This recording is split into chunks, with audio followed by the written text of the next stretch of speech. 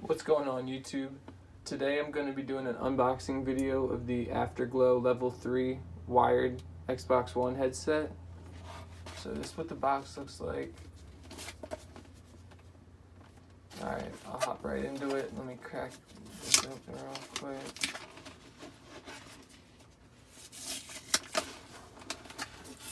This thing's got all these stickers on it.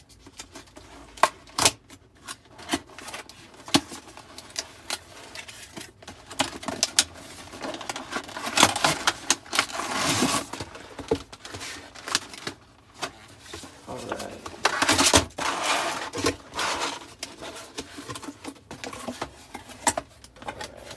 So, we got a little quick start guide, manual right there, some warning labels, and over here we got the headset.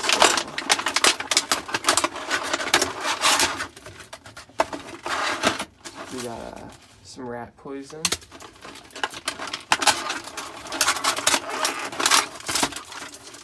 Oh wait, these are pretty comfortable feeling.